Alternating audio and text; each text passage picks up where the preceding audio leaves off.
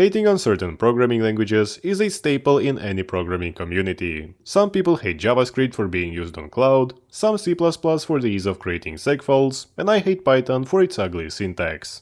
However, as a person who dedicated the last 2 years of my life to making educational videos about Nix, I could not help but notice the surprising amount of people who really dislike the language.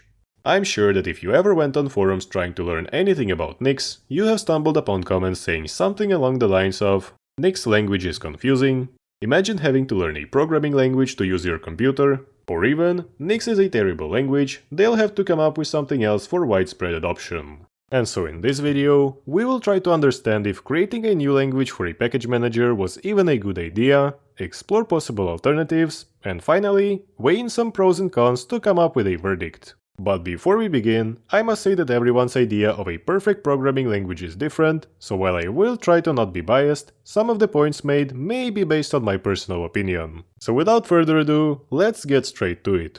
And to answer the first question, why does Nix even need a programming language in the first place? A package manager, an operating system, sounds like something we could configure with JSON or YAML, right? It's not so simple. For a package manager, having a programming language not only allows end users to easily modify packages using code, but also enables packagers to reuse the logic from existing packages using functions and extensions, reducing the amount of repeated code, and tremendously lowering the entry barrier for packaging software. And needless to say, for NixOS, having a real programming language means you can enable certain features programmatically, which is kind of the entire point of it. Alright, so a programming language it is, but why create a new language? Vim has its own DSL called VimScript, and NeoVim switched to Lua, making everyone happier. So couldn't Nix just use Lua? And the answer is yes, it could.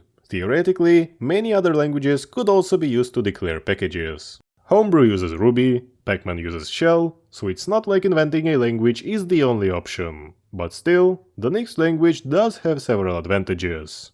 It is very small and only focuses on the features necessary for writing configurations and packages. It has first-class support for path data type, very useful for declaring packages and configuring your system. Its lazy evaluation benefits performance and evaluation time. And finally, the purely functional paradigm ensures that expressions always produce the same result given the same inputs, eliminating any side effects and making builds deterministic and reproducible, which is once again one of the selling points of Nix. So why don't people like it? Well, addressing the elephant in the room, the functional paradigm certainly doesn't help, because most of the popular languages nowadays are imperative and usually leaning towards object-oriented programming, meaning for most people, getting into Nix not only means learning a new language, but also a whole new paradigm alongside it. And that's not even including the package manager, the operating system, as well as all the crazy tooling that comes alongside them. So trying to learn NixOS as a beginner can almost be compared to learning a web framework like React before you even learn HTML and JavaScript. Yeah, you would figure out how things work eventually, but without a solid foundation, everything will seem confusing and concepts will get mixed up. Which is why I think that many people bashing the Nix language unknowingly have more of a problem with the framework and not the language itself. Let me give you an example.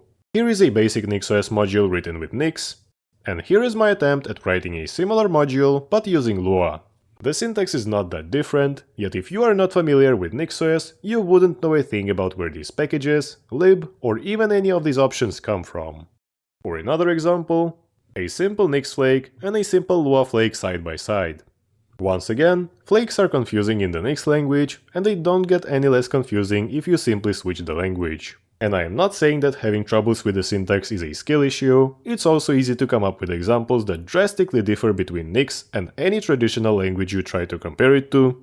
But let's be honest, most people using the Nix language won't need anything beyond a simple module, a shell, and maybe a flake, none of which require you to come up with any complex logic, meaning you might as well just treat your Nix files as JSONs with a bit of weird boilerplate.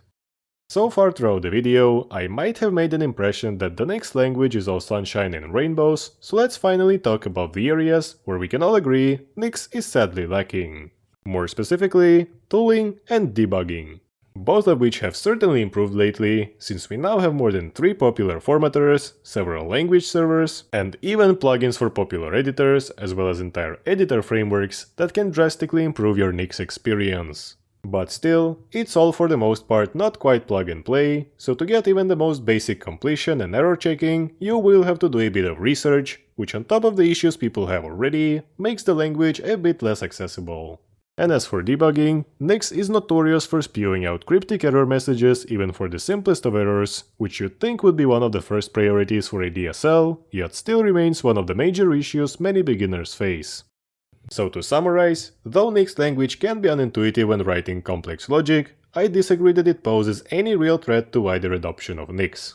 Though definitely not perfect, it is still a pretty elegant and minimalistic language, and I'm sure that the tooling and error messages will only continue to improve over time. So I feel like the benefits outweigh the cons. I personally really like the language, but let me know what you think of it down in the comment section. Did you find it difficult to get into? Do you think Nix should have just used an existing language? I'd love to read your comments. And now, I'd like to thank all the amazing people that support the channel and keep it going, especially all of our great monthly supporters. Your support is invaluable. And as always, don't forget to check out our Discord server, leave a like or a comment if you enjoyed this video, or subscribe if you are feeling extra generous. Thanks for watching, and I'll see you in the next one.